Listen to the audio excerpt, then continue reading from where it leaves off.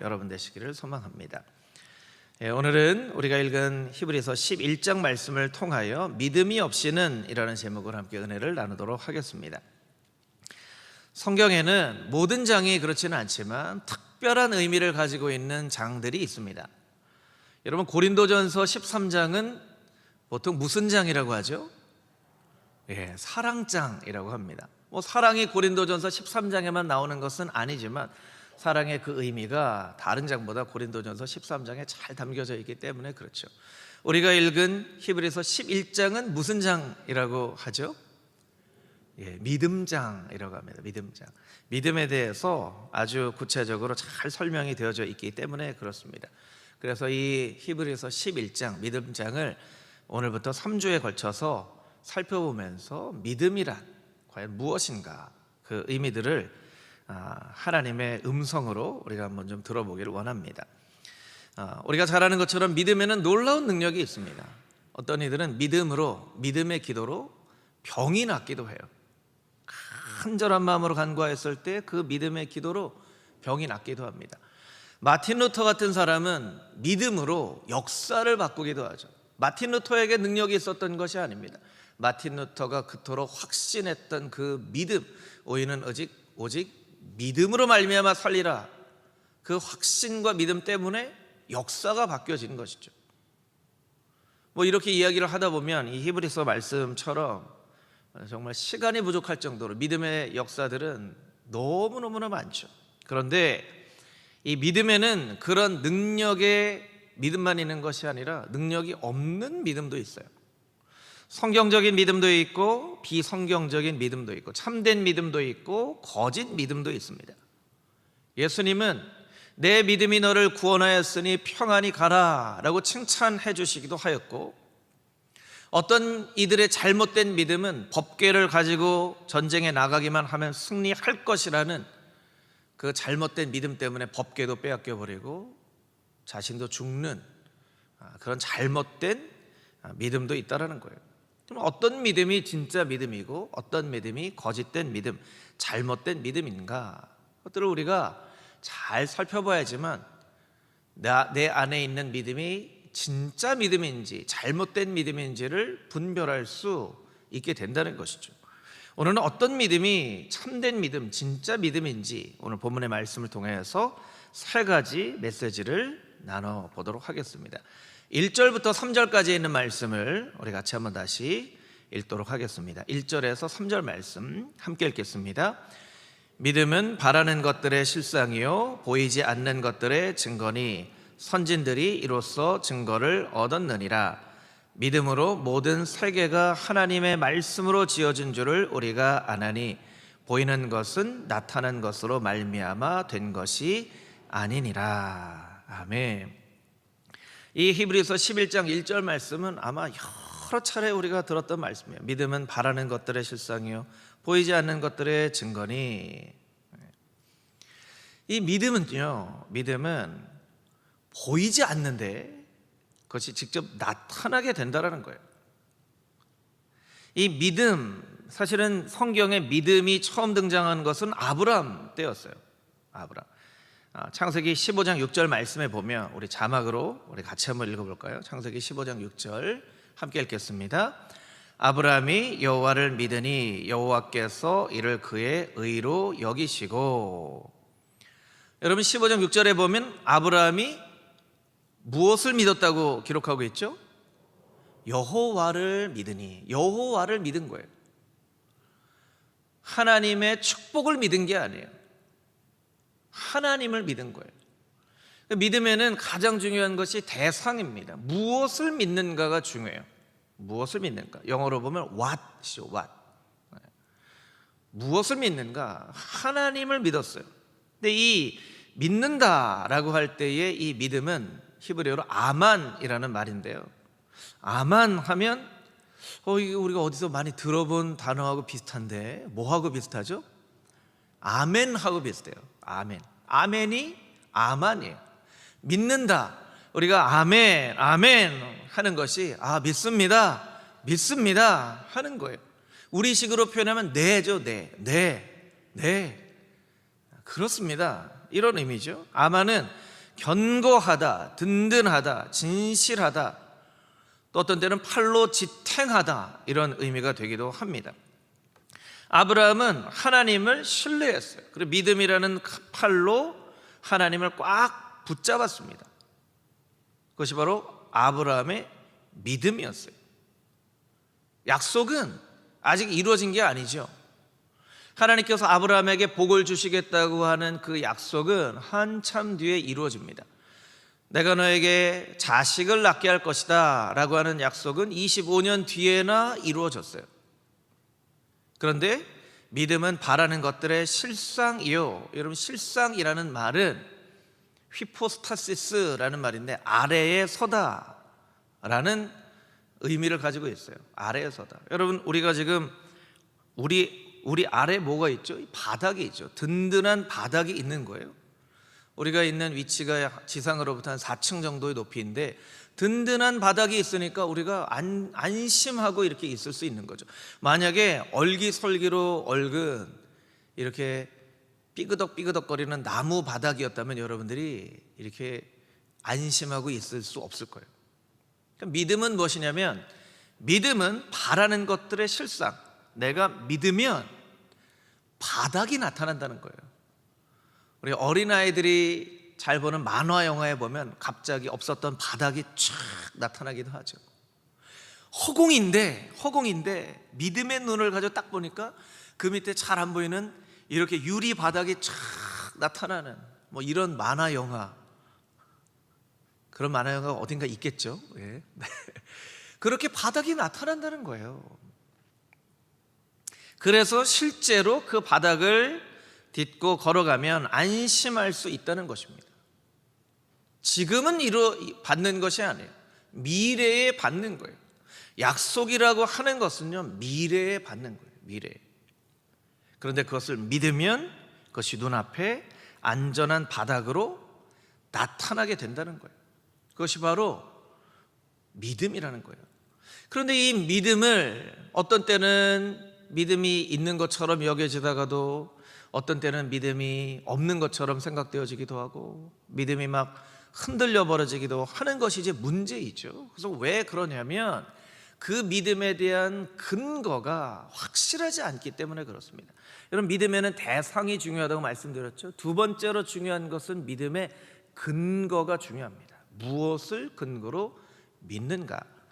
창세기 12장 4절 말씀, 아까 읽었던 창세기 15장 6절에 바로 훨씬 전의 말씀인데요, 창세기 12장 4절 말씀을 우리 자막으로 같이 한번 읽어보도록 하겠습니다. 함께 읽겠습니다. 이에 아브라함이 여호와의 말씀을 따라갔고 롯도 그와 함께 갔으며 아브라함이 하란을 떠날 때에 75세였더라. 아멘. 여러분, 아브라함이 여호와의 말씀을 따라갔고, 여러분, 너무나 멋진 표현이에요. 아브라함이 하나님 말씀을 따라갔어요. 아브라함이 뭐 이쪽으로 가기도 했다가 저쪽으로 가기도 했다가 딱 했는데, 성경은 아브라함이 이쪽 저쪽으로 간 게 아니라 말씀을 따라갔다라고 설명하고 있는 거예요. 여러분, 아브라함의 인생에 믿음이 먼저 나왔나요? 말씀이 먼저 나왔나요? 방금 전에 읽었는데 여러분 잘 모르시겠어요? 믿음은 창세기 15장 6절이에요. 15장 6절. 아브라함이 여호와를 믿으니, 방금 읽은 여호와의 말씀을 따라갔고는 창세기 12장 4절이에요. 믿음이 먼저 나왔어요? 말씀이 먼저 나왔어요? 말씀이 먼저 나온 거예요. 말씀이 먼저 나온 거예요. 아브라함은 여호와의 말씀을 따라갔어요. 그것이 믿음인지 뭔지도 잘 모르지만 하여튼간 하나님께서 나에게 말씀하셨기 때문에 저는 이 말씀 따라갑니다 하고 따라간 거예요. 그리고 그렇게 따라간 삶을 하나님께서는 믿음이라고 정의 내려주신 거죠. 하나님, 믿음이 뭐죠? 네가 여태까지 이렇게 살아왔던 그 삶이야. 제가 어떻게 살아왔는데 말씀 따라서 살았잖아. 말씀 따라서 살아가는 것이 믿음이군요. 저 앞으로도 말씀 따라 살게요. 그래? 그럼 넌 참 믿음의 사람이 될 거야. 이렇게 말씀을 해주시는 거예요. 때로는 우리의 감정을 근거로 믿습니다. 감정을 근거로 믿는 믿음은요, 감정이 식어지면 사라져버려요. 때로는 우리의 생각을 기준으로 믿어요. 우리의 생각이 바뀌어지면요, 우리의 믿음도 바뀌어져요. 그것은 진짜 믿음이라고 하기 어렵겠죠. 진짜 믿음은 무엇입니까? 하나님의 말씀을 근거로 믿는 거예요. 진짜 믿음은 하나님의 말씀을 근거로 삼는 믿음이라는 것이죠. 같이 한번 따라해 볼까요? 진짜 믿음은 말씀을 근거로 한 믿음입니다. 그럼 여러분, 믿음이 좋아지려면 뭐를 잘 알아야 된다는 거죠? 말씀을 잘 알아야 돼요. 말씀을 잘 알 뿐만 아니라 말씀의 의미도 알아야 되고, 우리가 매주일 하는 것처럼 말씀도 많이 암송해야 되고, 왜냐하면 이 구절 이 구절에 있는 의미들을 우리가 서로 알아야 전체 숲을 바라볼 수 있기 때문에 구약의 말씀뿐만 아니라 신약의 말씀들, 우리가 이렇게 1년 동안 성경의 109절을 암송했는데요. 여러분, 누차 말씀드리지만 이 성경 암송은 정기적금 넣는 거라고 생각하시고 한 주 한 주 말씀을 여러분들이 소중하게 여기세요. 그러면 이게 1년 되고 2년 되고 3년 되고 4년 되면요, 아주 엄청난 영적인 자산이 됩니다. 자산이 돼요. 여러분의 믿음에 아주 든든한 근거가 되어지는 거예요. 말씀을 모르는 사람은요, 믿음이 흔들려집니다. 막 목소리를 높여서 믿습니다 해도요, 이 여러분 목소리 힘으로 높이는 건요 한계가 있어요. 내 변하지 않는 하나님의 말씀을 근거로 한 믿음은요 변하지 않는 거예요.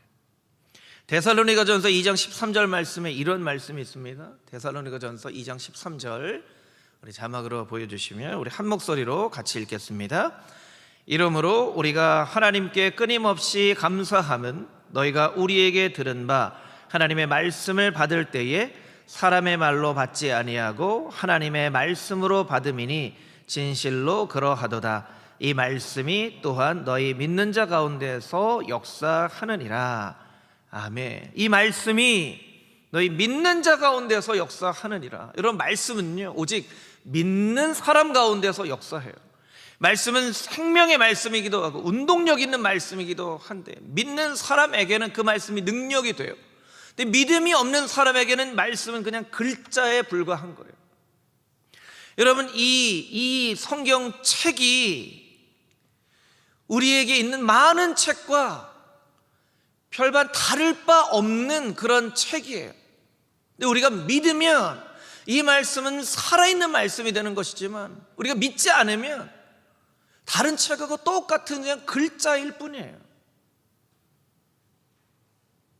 말씀은 믿는 자 안에서 역사하느니라. 이 말씀을 우리가 잘 깨달아 알아야 돼요. 말씀은 내 안에서 역사하고 있는가? 말씀은 그냥 글자에 불과한가? 우리가 그것을 잘 기억하고 말씀을 근거로 한 진짜 믿음을 가진 사람으로 살아갈 수 있는 금호중앙의 모든 성도님들이 되시기를 주님의 이름으로 축복합니다. 아멘. 우리 4절 말씀을 같이 한번 읽어보겠습니다. 4절 우리 함께 읽겠습니다. 믿음으로 아벨은 가인보다 더 나은 제사를 하나님께 드림으로 의로운 자라 하시는 증거를 얻었으니 하나님이 그 예물에 대하여 증언하심이라. 그가 죽었으나 그 믿음으로써 지금도 말하느니라. 아멘. 히브리서 11장에는 많은 신앙의 선배들의 이야기가 나오는데요, 그 중에 첫 번째로 등장한 사람이 아벨입니다. 아벨. 조금 이상하다고 생각하신 분 없으세요? 우리가 어릴 때 찬양하잖아요. 믿음의 조상 누구예요? 아브라함은. 구약 성경에도 보니까 아브라함에게서부터 믿음이 나왔어요. 그러면 아벨이 안 나오고 아브라함이 나와야 되는데, 물론 아브라함이 뒤에 나오기도 해요. 근데 왜 믿음을 이야기하면서 처음으로 아벨을 이야기한 것일까? 여러분, 그런 생각 해보신 적 없으세요? 아브라함이 먼저 나와야 되는데 왜 아벨이 나왔죠? 아벨의 이야기는 하도 오래된 이야기여서 잘 가물가물하고 기억이 되지도 않고, 성경에서는 아벨에 대한 이야기가 별로 없어요. 그런데 그냥 옛날에 그런 사람이 있었다라고 하는 희미한 기억으로 사라질 수도 있는 이 아벨을 한참 뒤에 있는 사람이 기억한다는 거예요. 믿음 아벨, 이렇게 얘기한다는 거죠. 여기 어떤 의미가 있는가, 그것을 우리가 생각을 해봐야 되겠죠. 그것은 진짜 믿음이 예배자의 모습에서 발견된다는 영적인 메시지가 있습니다. 우리 같이 한번 따라해 볼까요? 진짜 믿음은 예배자의 모습에서 발견됩니다. 왜 예배자의 모습에서 발견되는가? 아벨은 예배 때문에, 제사 때문에 형에게 미움을 받아 죽은 사람이에요. 예배는 살리기도 하고 예배 때문에 죽기도 합니다. 오늘날 우리가 살아가고 있는 2022년 대한민국에서는 예배 때문에 죽는 사람은 아마 없을 거예요. 근데 지금 2022년에도 지구상의 어떤 곳에는 목숨을 걸고 예배를 드리는 사람이 있습니다. 예배 때문에 죽기도 해요. 제가 예전에 오늘의 교회에 있을 때 이란이라는 곳으로 해외 선교여행 아울리치를 떠났는데요. 여러분, 민족 가운데 인류 최초의 기독교 국가를 만든 민족이 아르메니아 사람이에요. 아르메니아, 좀 생소하죠? 아르메니아. 이 아주 복음에 척박한 아랍 가운데에도 아르메니아 교회들이 있어요. 아르메니아 교회들이 있음에도 불구하고 이 아주 전투적인 이슬람 사람들이 아르메니아 교회를 없애지 못해요. 그 사람들에게는 너무나 놀라운 복음의 능력이 있기 때문에 그렇죠. 제가 방문했던 아르메니안 교회도요, 정말 제가 평생 예배를 드렸던 예배 중에 손꼽힐 정도로 정말 신령과 진정으로 예배를 드리는 그런 교회였는데, 그 교회 목사님은요 다 순교했어요. 뭐 신학교도 없어서 목사를 어떻게 세우냐면, 목사가 폭탄 테러로 죽어요. 자동차를 타고 가다가 집에서 그러면 교인 중에 기도합시다, 한참 기도하다 보면 하나님이 어떤 사람에게 마음을 줘요. 제가 다음 목회자로 섬기겠습니다. 다음 목회자로 섬기겠다는 것은 목숨을 내놓는다는 의미예요. 그래서 그 목사가 열심히 교회를 섬깁니다. 그리고 또 폭탄 테러를 맞아서 순교해요. 그럼 또 다른 사람이 기도하다가 부르심을 받고 자원합니다. 여러분, 이런 교회를 이슬람이 못 건드리는 거예요. 예배를 드리는데요, 그 앞에 거의 총을 든 것 같은 그런 사람들이 막 이렇게 경호를 해야 되는 그런 예배 분위기였거든요.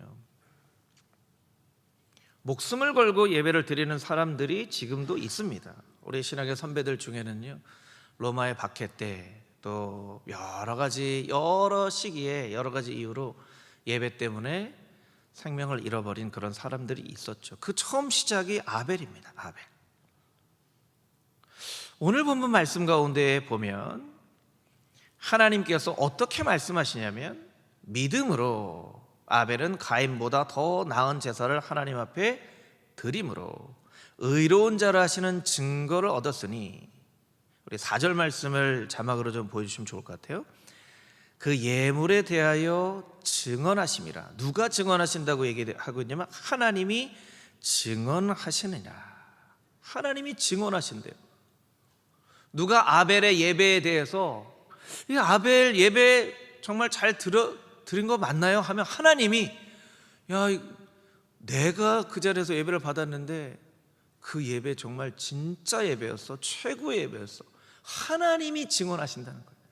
아니, 어떤 예배였길래 하나님이 증언하시는 예배가 되었을까? 안광국 어떤 사람입니까? 이런 사람이다, 이런 사람입니다. 하나님이, 야, 조용히 해. 내가 누구보다 잘 알아. 안광국 내 아들인데 이런 사람이야. 이런 모습인 거예요. 그러면 아벨이 어떻게 예배를 드렸길래 하나님이 친히 증언하시는 그런 예배를 드렸는가? 창세기 4장 3절에서 5절까지에 있는 말씀, 우리 한 목소리를 같이 한번 읽어보겠습니다. 시작. 세월이 지난 후에 가인은 땅의 소산으로 제물을 삼아 여호와께 드렸고, 아벨은 자기도 양의 첫 새끼와 그 기름으로 드렸더니 여호와께서 아벨과 그의 제물은 받으셨으나 가인과 그의 제물은 받지 아니하신지라. 가인이 몹시 분하여 안색이 변하니. 아멘. 이 말씀 읽으면서 저는 솔직하게 그런 생각했거든요. 아이, 가인 예배도 좀 받아주시지. 왜 가인 예배는 안 받? 한 사람 예배 받으시고 한 사람 예배 안 받으시면 나라도 속상할 텐데, 이런 마음이 솔직히 조금 들었어요. 가인 예배가 뭐가 잘못됐나?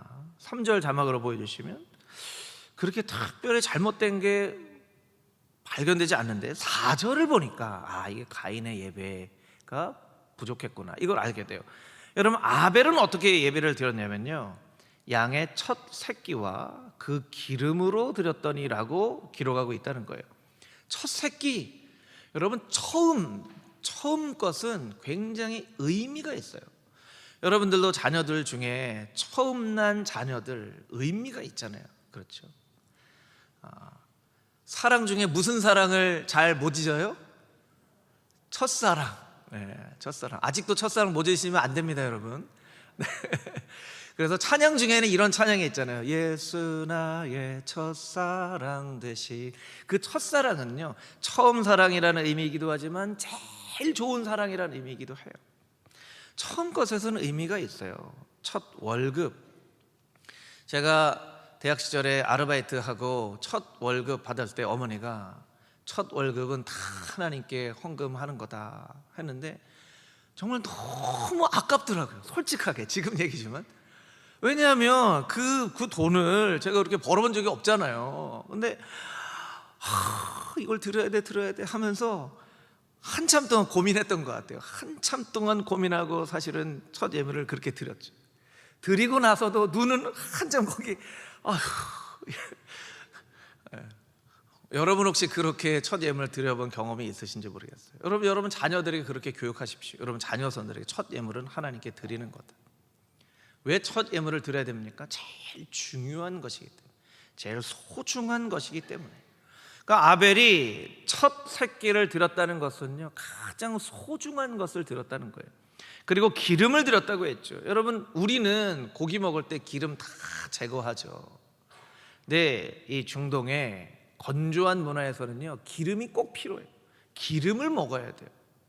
기름을 먹어야 이 건조한 문화에서 잘 견딜 수 있었던 거예요. 그래서 이 성경에 나와 있는 기름이라는 것은 쓸모없는 하나님께 제사를 드리면서 무슨 기름을 드려, 이게 아니에요. 귀한 것을 드렸다는 거예요. 귀한 것을. 2번이나 강조된 거예요. 첫 새끼와 기름으로 드렸더니.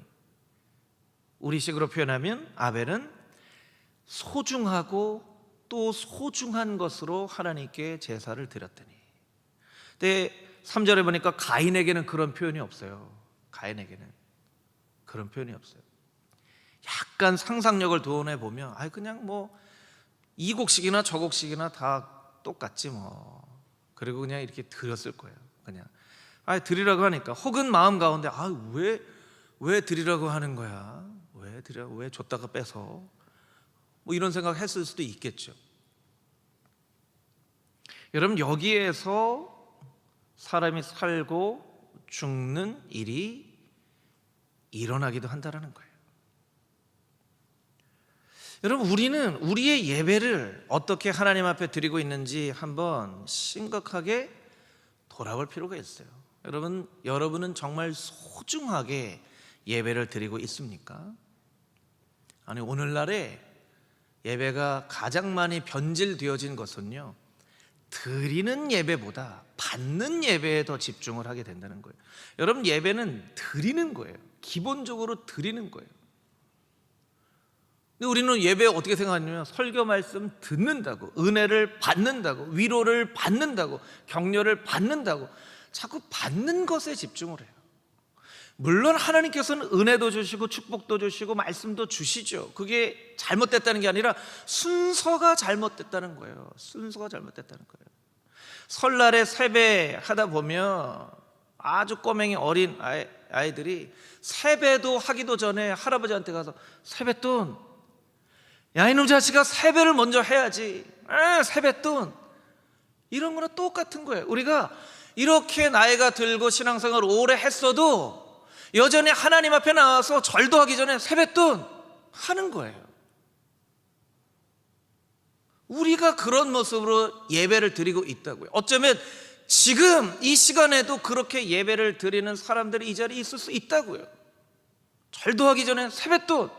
그럼 여러분 그 손자 손녀들 한 번은 귀엽다고 봐줄 수 있겠지만 계속 그러면 여러분이 그렇게 귀여워하시지만은 않을 거예요. 예배는 드리는 거예요. 예전에는요, 제 기억에 제일 좋은 옷 골라서 주일에 입고 오려고 제일 좋은 옷 골라놨습니다. 헌금을 다리미질을 했던, 여러분 헌금 왜 다리미질을 합니까? 다리미질하면 1,000원이 10,000원 됩니까? 왜 다리미질 합니까? 하나님께 드리는 건데 조금이라도 더 귀하게 빳빳하게 드리기 위해서. 하나님, 넉넉하지 않아서 이것밖에 드리지 못해서 너무 죄송하지만 이게 제 중요한 돈이에요. 주님 이 헌금 받으시고 축복해 주시옵소서. 그런 마음으로 드리는 거예요. 예전에는요, 예배 시간 늦지도 않았어요. 늦으면 큰일 나는 줄 알았죠. 요새는 어떻습니까? 설교 전에만 오면 세이프 뭐 이렇게 생각하죠. 요새는 그냥 아무 옷이나 걸쳐 입고 오지 않습니까? 여러분 오늘 예배 자리에 오실 때 하나님 앞에 가는 건데 그래도 어떻게 귀하게 내가 준비하고 갈까 이렇게 오셨습니까? 그냥 이렇게 쓱 하나 걸쳐 입고 설교 시간 전에만 도착하면 되지. 여러분 우리 헌금도 문제가 너무 많아요. 하나님은 우리 헌금 없으면 못 사시는 분 아닙니다. 그런데 우리의 마음이 재물에 있는 것을 아시고 하나님께서 재물을 하나님처럼 섬기지 말라고 이렇게 꼭 예배를 드려라. 제가 지난 금요일 날 말씀도 드렸지만 어거스틴이 한 말 중에 그런 말이 있더라고요. 우리의 죄악은 사용해야 될 것을 사랑하고 사랑해야 될 것을 사용하는 것에서 시작된다. 여러분 돈은 사랑할 대상이 아니에요. 사용할 대상이죠.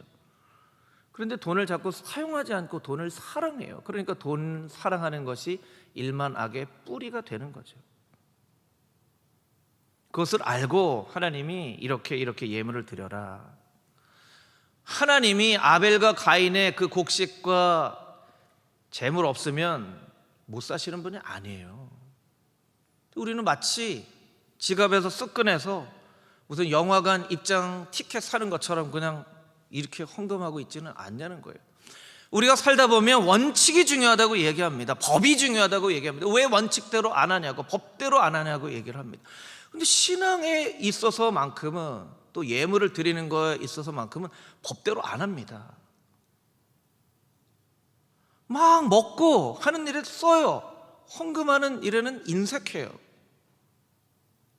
우리가 법대로 안 하는데, 하나님께서 약속하신 법대로 안 하는데 왜 우리는 법대로 해야 된다고, 원칙대로 해야 된다고 이야기를 하냐는 거죠. 하나님이 우리한테 네가 법대로 안 하면서 무슨 법대로 한다고 하느냐, 이렇게 우리가 이야기를 하신다는 거예요. 여러분 정말로 중요한 메시지가 하나 있는데, 우리 아까 읽었던 창세기 4장 말씀을 우리 다시 한번 보여주시면 좋을 것 같은데, 4절 말씀을 한번 다시 보여주시면 좋을 것 같아요. 창세기 4장 4절, 우리 자막 4장 4절 한번 보여주시면 좋을 것 같습니다.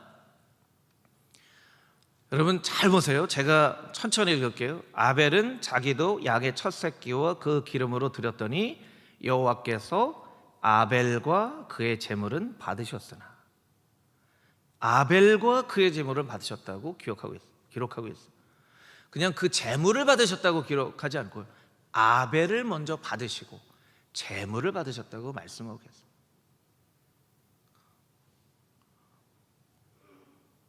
우리가 하나님 앞에 예배할 때 하나님이 우리를 먼저 받으시는 거예요. 우리를 먼저 받으시는 거예요. 요즘에야 예배에 대한 어떤 예전이나 의식이나 그런 것들이 있죠. 이스라엘 백성들은 제사를 드리는 방법들이 다 있었죠. 그런데 여러분, 아벨이 제사 드릴 때는 그런 방법이 어디 있었겠습니까? 그냥 제물 드리는 것 자체가 그냥 예배인 거예요. 제물 드리는 것 자체가 예배인 거예요. 하나님 앞에 드립니다. 근데 하나님이 뭐라고 말씀하시냐면, 아벨, 내가 너를 받았어. 하나님, 저는 그냥 제물을 드렸는데요. 아니야, 내가 너를 받았어 라고 말씀을 해주신다는 거예요. 하나님은 아벨과 그의 제물을 받으셨으니. 다시 돌아서 히브리서 11장 4절 말씀 우리 자막으로 보여주겠습니까? 히브리서 11장 4절. 믿음으로 아벨은 가인보다 더 나은 제사를 하나님께 드림으로 의로운 자라 하시는 증거를 얻었으니 하나님이 그 예물에 대하여 증언하심이라. 그 예물에 대하여 증언하심이라. 하나님이 아벨이 드린 그 모든 소중한 것, 정성스러운 가장 귀한 것으로 드리는 그 예물, 예배에 대하여 증언하신다는 거예요. 여러분, 하나님이 우리를 받으시겠습니까? 하나님이 나를 받으시겠습니까? 오늘 예배 가운데 나를 받으시겠습니까? 나를 받으셔야 돼요. 나를 받으시는 예배가 되어야죠. 여러분, 여러분의 예배가 어떠한 방법으로 여러분의 예배를 드리든 하나님이 받으시는 예배가 되면 됩니다. 하나님이 받으실 만한 예배가 되어지지 않는다면 여러분의 예배는 어쩌면 무효가 되어질 수도 있어요. 내가 하나님 앞에서 어떻게 내가 하나님 앞에 예배를 드리는 것이 정말 하나님께서 나를 받으시는 예배가 되어질까, 그것을 고민하면서 우리의 믿음이 눈에 보여지지는 않지만 예배의 모습에서 우리의 믿음이 나타난다는 것을 우리가 꼭 기억하고 우리의 예배가 하나님께서 받으시는 귀한 예배가 되어질 수 있도록 예배 가운데 우리의 마음을 드리고 정성을 담아 드려서 하나님께서 받으실 만한 아름다운 예배를 드려야 한다는 것이죠. 여러분, 여러분의 예배가 하나님께서 받으실 만한 아름다운 예배, 진짜 믿음으로 드리는 예배가 되어줄 수 있게 되기를 주님의 이름으로 축복합니다. 아멘. 우리 4절부터 7절까지 있는 말씀을 같이 읽겠습니다. 4절부터 7절 말씀 함께 읽겠습니다. 5절부터 7절입니다. 시작. 믿음으로 에녹은 죽음을 보지 않고 옮겨졌으니 하나님이 그를 옮기심으로 다시 보이지 아니하였느니라. 그는 옮겨지기 전에 하나님을 기쁘시게 하는 자라 하는 증거를 받았느니라. 믿음이 없이는 하나님을 기쁘시게 하지 못하나니 하나님께 나아가는 자는 반드시 그가 계신 것과 또한 그가 자기를 찾는 자들에게 상 주시는 이심을 믿어야 할지니라. 믿음으로 노아는 아직 보이지 않는 일에 경고하심을 받아 경외함으로 방주를 준비하여 그 집을 구원하였으니 이로 말미암아 세상을 정죄하고 믿음을 따르는 의의 상속자가 되었느니라. 아멘. 본문에 두 번이나 강조되어져 있는 것 무엇이죠? 하나님을 기쁘시게 한다는 표현이에요. 5절에도 6절에도 하나님을 기쁘시게 한다. 진짜 믿음은요, 하나님을 기쁘시게 합니다. 따라해 보겠습니다. 진짜 믿음은 하나님을 기쁘시게 합니다. 자, 우리가 좀 생각해 볼 필요가 있겠죠. 여러분, 자녀들이 있어요. 지금은 장성한 자녀가 되어줄 수 있지만 좀 어릴 때 여러분, 자녀가 어떻게 하면 부모님 마음이 기쁘죠? 어떻게 하면 부모님 마음이 기뻐요? 너무 좀 추상적인가요? 네. 제 예를 좀 들어볼까요? 저는 저희 형도 목사고 저도 목사이기 때문에 목회자 집안의 형편이 비슷비슷하죠. 만약에 제가 사업을 했었으면 부모님께 더 많은 용돈을 드릴 수 있었을 거예요. 제가 더 많은 용돈을 드리면 부모님이 기뻐하실까요? 아니면 지금 이렇게 목회자가 돼서 하나님께 귀하게 쓰임받는 것을 저희 부모님이 더 기뻐하셨을까요? 모르겠습니다. 저희 부모님은 용돈 이렇게 하실지도 모르겠는데, 예. 늘 얘기하시는 게 아들들 다 목사 돼서 너무 행복하다. 아버지는 세상에서 제일 행복하다. 세상에서 제일 행복하다. 그렇게 많이 잘해드리는 것도 별로 없어요. 잘해드리고 싶어도 부모의 마음은요, 자녀가 성숙하고 멋지게 자라서 이 사회에서 하나님 나라에서 귀하게 쓰임받는 것, 그거를 제일 기뻐하시는 부모님이. 물론 뭐 거기에 플러스해서 용돈도 드리고 뭐 이렇게 하면 더 좋아하시겠지만, 예. 여러분, 목사는요, 나이가 많고 적고와 상관없이 교회에 아버지 같은 존재라고 배웠어요. 아버지 같은 존재. 여러분, 착각 이렇게 오해하지 마시고 잘 들으세요. 제가 그렇다는 것이 아니라 목사라는 그 위치가 그렇다는 거예요. 목사에게 있어서 가장 행복한 일은요, 성도 한 사람 한 사람이 각자의 자리에서 열심히 신앙생활을 하는 모습을 바라보는 거예요. 바라보는 거예요. 그럼 저는 여러분들이 정말 각자의 자리에서 정말 열심히 신앙생활하고 여러분의 신앙이 막 자라가는 모습을 보는 게 제 가장 큰 행복이에요. 저한테 너무 막 잘하시려고 안 해도 돼요. 그렇다고 막 쌀쌀맞게 하려는 얘기는 아닙니다. 여러분, 오해하지 마시고. 너무 잘하시려고 하지 마시고요, 여러분의 삶의 자리에서 열심히 신앙생활 하셨으면 좋겠어요.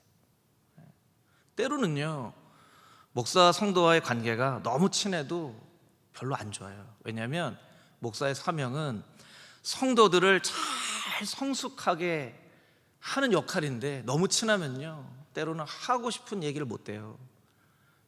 이 어린 친구들은 그런 얘기, 뼈 때리는 얘기라고 그러는데 뼈 때리는 얘기 못 해요. 어떻게 보면요, 너무 친해도. 저희 집에 이제 4명 애들이 있죠. 막내한테요, 뼈 때리는 얘기를 못 해요. 얘는 너무 친해서. 그래서 저한테 얼마나 장난을 치고 막 엉덩이를 발로 차고 막 하고 막 하는데도 얘는 혼내지를 못해요. 혼내지를. 아이고, 이놈 자식, 내가 아빠 노릇 해야 되는데. 첫째는 또 달라요. 첫째한테는 뼈 때리는 얘기 하죠. 막내한테는 못해요. 때로는 저와 여러분의 관계가 조금 소원한 관계가 되어져도 제가 여러분의 신앙의 성숙을 위해서 뼈 때리는 얘기 할 수 있어야 돼요. 그러면 저한테 좀 서운해도 그것으로 여러분이 충격을 받고, 이렇게 신앙생활을 아마 하면 안 되겠구나 하고 여러분이 정신을 차리고 다시금 신앙의 고삐를 더 꽉 조이는 역할을 할 수 있도록 제가 그런 역할을 해야 돼요, 사실은. 왜냐하면 그것이 목사의 사명이고, 저의 가장 큰 기쁨이 여러분이 각자의 자리에서 잘 신앙생활을 하시는 거기 때문에 그래요. 프랑스의 철학자 라로슈 푸코라는 사람은 이런 얘기를 합니다. 거대한 폭풍은 작은 불을 꺼뜨리지만 큰 불은 오히려 더 키운다. 거대한 폭풍은 작은 불은 꺼뜨려요. 큰 불은 오히려 더 키워요. 캠핑을 해보신 분은 알겠지만 불 피우는 게 그렇게 쉬운 일은 아니거든요. 막 불 피우려고 그러면 바람이 불어서 샥 꺼뜨려요. 불 피우려고 그러면 바람이 샥 꺼뜨려요. 뭐 캠핑 얘기 하지 않아도 여러분, 생일 케이크 촛불 불어보신 적이 있으시죠? 촛불 부르면 촛불이 그냥 꺼지잖아요. 근데 어떤 불은 바람이 불면 꺼져요. 근데 어떤 불은 바람이 불면 더 타올라요. 얼마 전에 강원도에서 큰 산불이 있었죠. 서울 면적의 3분의 1이 탔더라고요. 축구장 3만 개 정도에 탔어요. 어떻게 탔습니까? 바람이 불어서 그 불을 키웠어요. 여러분, 우리 인생 가운데도 불이 불어옵니다. 바람이 불어옵니다. 폭풍이 불어옵니다. 우리는 지금 코로나라고 하는 폭풍의 한가운데에서 우리는 살고 있어요. 이 불이 어떤 사람의 마음 가운데 있는 믿음의 불은 꺼뜨리고, 어떤 사람은 이 폭풍 가운데에서 믿음의 불이 더 활활 타오르게 됩니다. 여러분, 여러분의 믿음의 불은 꺼지고 있습니까? 아니면 커지고 있습니까? 힘들다, 다 힘들죠. 어렵다, 다 어려워요.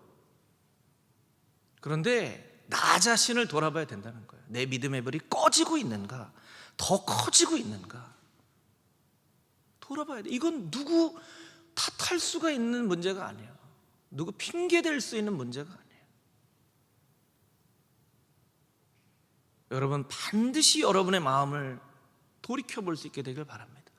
내 불은 꺼지고 있습니까?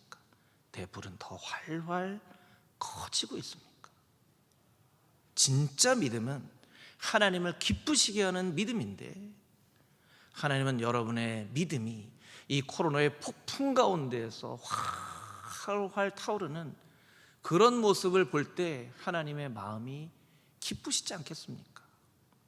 이런 폭풍 가운데 여러분의 믿음의 불이 싹 꺼져버리면 하나님이 얼마나 슬퍼하시겠어요? 그럼 여러분의 신앙을 여러분 스스로가 점검해 보고, 나는 하나님을 기쁘시게 하는 진짜 믿음을 가지고 있는 사람인가? 내 불은 꺼지고 있는가? 커지고 있는가? 돌아보며 하나님 앞에, 하나님 어렵다고만 이야기하지 않게 해주시고 더 말씀으로, 기도로, 예수 그리스도의 십자가의 능력으로 내 안에 있는 믿음의 불이 더 커지는 놀라운 은혜가 나의 삶 가운데 있게 하여 주시옵소서. 기도하는 저와 여러분이 되어줄 수 있게 되기를 주님의 이름으로 축복합니다. 아멘. 우리 한번 이 말씀을 기억하면서 우리 자신을 위해서 같이 한번 통성으로 기도하겠습니다. 여러분 가슴에 이렇게 손을 얹고 진실한 마음으로 하나님 앞에 좀 간구하면 좋겠습니다. 하나님, 우리의 믿음의 불이 꺼지지 않게 하여 주시옵소서. 우리의 믿음의 불이 이 어려움 가운데도 커지게 하여 주시옵소서. 아버지 하나님, 진실한 마음으로 소중한 것을 하나님 앞에 드리는 아벨과 같은 제사로 하나님 앞에 영광 올려드려줄 수 있게 하여 주시고, 아버지 하나님, 하나님께서 말씀하신 신앙의 법과 원칙에 따라서 아버지 하나님 주님 앞에 예배하며 신앙생활을 해나갈 수 있는 우리 모두가 되게 하여 주시고, 아버지 하나님, 하나님의 말씀을 근거로 아브라함이 하나님의 말씀을 따라 살아갔던 것처럼 우리도 또한 하나님의 말씀을 따라 살아가는 진짜 믿음의 사람 되어질 수 있게 하여 주시옵소서. 우리 통성으로 주님 앞에 기도하며 나아가겠습니다. 아버지 하나님, 주님 앞에 간절한 마음으로 간구하며 고백하며 나아갑니다. 하나님, 우리의 믿음의 불이 꺼지지 않게 하여 주시옵소서. 이 신앙의 폭풍에, 코로나의 폭풍에 우리의 믿음의 불이 꺼지지 않게 하여 주시옵소서. 믿음의 불이 더욱더 활활 타오르게 하여 주시옵소서. 어려움을 딛고 일어나는 하나님의 자녀들을 바라보시면서 하나님께서 기뻐하시지 않겠습니까? 아버지, 우리의 믿음의 불이 꺼져버린다면 하나님 슬퍼하시지 않겠습니까? 하나님의 마음을 슬프게 하는 자 되지 않게 하여 주시고 하나님의 마음을 기쁘게 하는 자 되어줄 수 있도록 주님 역사하여 주시옵소서. 아버지 하나님, 우리의 예배 가운데는 우리의 신앙이 고백되어지고 있습니까? 우리는 어떤 모습으로 하나님 앞에 예배하고 있습니까? 아벨이 소중한 것으로 하나님 앞에 예배했던 것처럼 우리는 그렇게 하나님 앞에 소중한 것으로 예배하고 있는지 돌아보게 하여 주시고, 아버지 하나님, 우리의 예배가 참으로 하나님께서 기뻐하실 뿐만 아니라 아버지 하나님께서 참으로 우리의 예배를 받으시는 말씀을 따라 살아가는 아브라함의 모습처럼 아버지 하나님 그렇게 살아갈 수 있는 하나님의 거룩한 예배자들이 다 되어질 수 있도록 주 역사하여 주시옵소서. 아버지 하나님, 믿음의 발걸음을 걸어나갈 수 있게 하여 주시옵소서. 한 걸음 한 걸음 주님 바라보며 십자가 바라보며 걸어나갈 수 있는 하나님의 거룩한 믿음의 사람들이 되게 하여 주시고, 히브리서 11장의 믿음의 선배들의 그 바톤을 이어받아 우리도 믿음의 발걸음을 걸어나가는 하나님의 거룩한 믿음의 사람들 다 되어줄 수 있도록 역사하여 주시고 인도하여 주시옵소서. 아버지 하나님, 우리에게 있는 믿음은 진짜 믿음인지 가짜 믿음인지 능력의 믿음인지 그냥 글자밖에 남지 않은 믿음인지 돌아보게 하여 주시고, 하나님, 믿음의 사람으로서 하나님 앞에 신령과 진정으로 예배하며 말씀을 따라갔던 아브라함과 같이 아버지 하나님 주님만 따라 살아갈 수 있는 하나님의 거룩한 백성 되게 하여 주시고, 이 코로나의 폭풍 가운데에서 우리의 믿음의 불이 꺼지지 않도록 더 활활 타오를 수 있도록 날마다 십자가를 바라보며 말씀으로 기도로 주님 걸어가신 그 길을 따라 걸어갈 수 있는 하나님의 거룩한 백성들 다 되어지게 하여 주시옵소서. 살아계신 예수 그리스도의 거룩하신 이름으로 기도합니다. 아멘.